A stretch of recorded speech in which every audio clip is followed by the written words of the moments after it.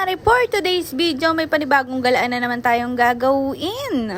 Pupunta kasi tayo sa pailaw dito sa Infanta Quezon. Yes, may pailaw and for the first time mga mi, makakasama ang bakla. Siyempre, nang makarating naman kami dito sa mismong bayan, bakit may palobong ganyan? Feeling siguro naiinggit ako, butasin ko yan charis. Diyos me mga mima, napakadaming tao. Tapos nakakita pa ako din ng barko. Kaya pala walang masyadong madaanan kasi dito nyo pinarada yung barko nyo. Nandito kami sa side ng 7-Eleven at sobrang daming tao at pakiramdam ko hindi talaga kami din makakahinga. Siyempre mga mi, nag-decide na din kaming umalis dito dahil nagbibilangan na sila. Wala pa naman, 30 minutes yata kami nag-iintay.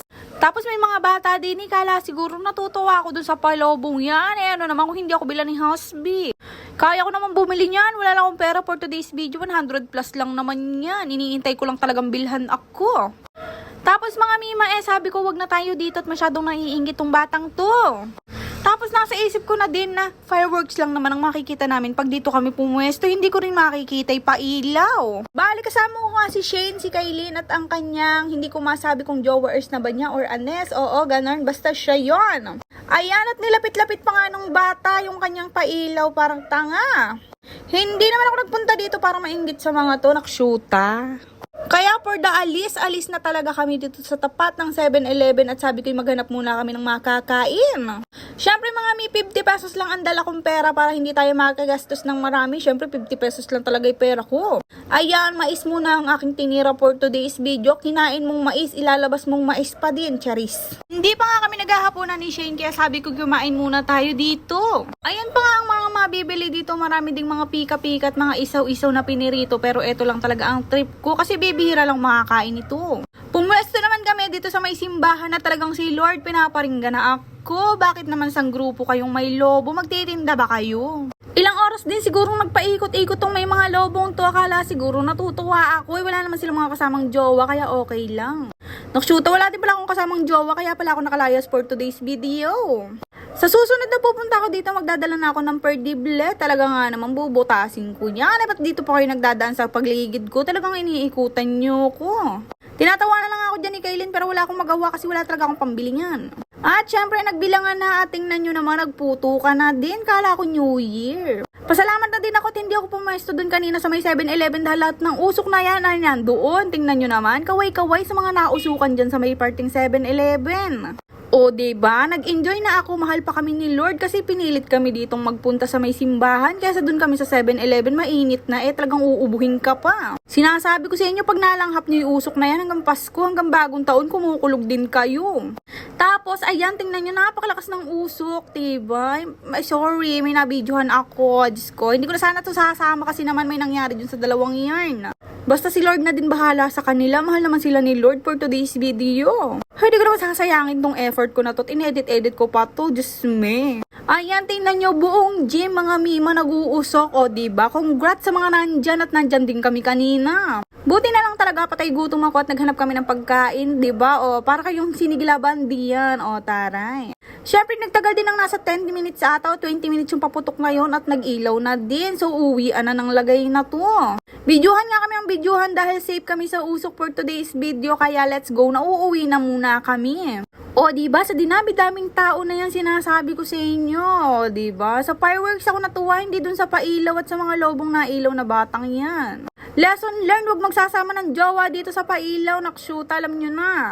Yari ako dun sa dalawang yan. Pag napanood yung video to, sayang naman kasi pag hindi ko inedit, diba? Ayan, at napakaganda nga sa gawin dun pero pupunta tayo dun, susunduin lang natin sila mama. Tapos mga mima nauna na silang maglakad at para tanaw ko rin sila, o diba? Ang ganda-ganda, ang daming naglalakad na may pailaw na lobo, daming nang iinggit for today's video. Tapos pag nakita ako ng bata, hahawakan ko yung lobo kaya nakakita akong ganyan, o at least na-experience ko naman. Tinignan niya ako ng tatay niya sa likod, nakshoot, nakakahiya. Pagbalik naman namin dito sa resto, wala naman sila mama, si Bailey lang naabutan ko, tsaka si MB nagtatatalon, diba? Nandun na pala sila sa pailaw at tinignan na nga namin kung nasaan sila. Ichinat na namin at nandun sila mismo sa tapat ng munisipyo. Ba't anong ginagawa nyo dyan? Sabi ko na nga ba, pupunta rin sila at hindi sila makakatiis. Ba't di pa kasi sumabay sa amin kanina? Tapos eto na nga mga may naglakad-lakad na kami at eto ang munisipyo, napakadaming Christmas light. Yes, panalo na naman ang kisel ko, nakshoot na. O diba, bukod sa may barko, may eroplano din dining napadpad. Napakayaman talaga ng Infanta. Ba't dinadaungan ng eroplano at saka ng barko? Tapos hinahanap na nga namin sila mama dahil nandito lang daw sila. Sinan kasi ni Hayden na dito daw sila ang kanilang pinuntahan. O diba? Masunurin naman kami at sa dami ng tao na yan, Diyos ko, nagkakaamuyan na ng hininga, charis. Siyempre mga mi, pag may puon na ganyan, nandyan lang si mamang malapit at yun na nga, natanaw ko na nga sila, o diba? Anong ginagawa nyo dyan? Bibili lang kasi sila ng Coke sa 7-Eleven, ba't daw kasi may pailaw din eh? Diba, nagbibidahan pa nga sila, ang ganda daw talaga dito, o taray, daming Christmas lights. Ayan naman si Hayden, nagtatanong-tanong kung saan daw kami pupunta, di uuwi na. Si mama naman nagtitingin-tingin, magdadasal ata kay ninyo. Tapos tinitingnan ko ako ng mga tinitingnan nila at pinipicturean nila nang makita ko nga yung santo. Ba't naman nagpunta kayo dyan? Tapos may nakita ko doon na tinuturo ni Isle, tiningnan kong mabuti. Bakit nga may kahawig yung isang nakaupo doon?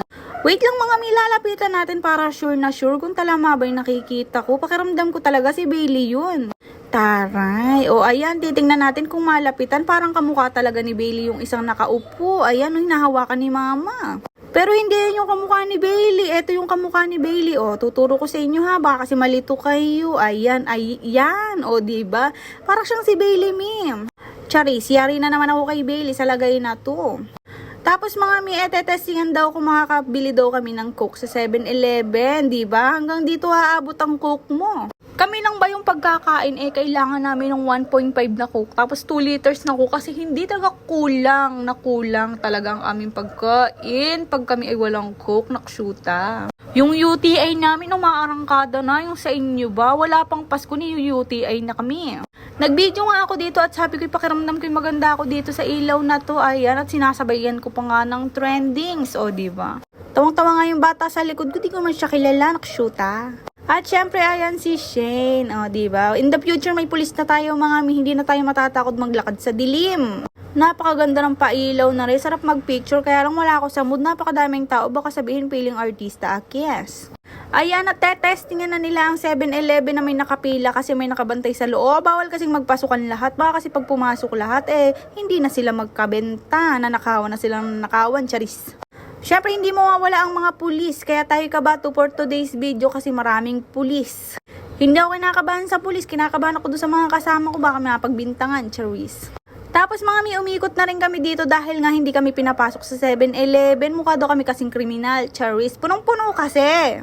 Ayan, at eto yung harapan kanina na puro usok na hanggang ngayon ay may usok pa rin. O, diba? Winide ko na yung camera para naman makita natin ang views.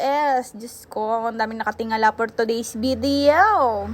Ayan, napakaganda nga dito sa Infanta. Talaga nga naman, yung eroplano, dun pumarking. Sa sobrang daming tao, yung eroplano nasa bubong na ng munisipyo pumarking. O, diba? May mga nagsasayawan pa nga dun sa stage at hindi nga daw makita nila, ma'am. Siyempre mga umikot-ikot lang kami dito. Tingnan nyo naman, may mga higantes-higantes din dito, diba? It's more fun in Infanta for today's video. Pauwi na nga kami at nakita ko na naman si Bailey. Ba't kinulong na naman din eh? Siyempre mga huwag nyong kakalimutan ng mag-like, share, and follow for more videos to update. Yes, kala ko magmamang inasal kami, dadaan lang pala sa gilid. Dito na tinatapos ang video dahil pauwi na din naman kami. Thank you.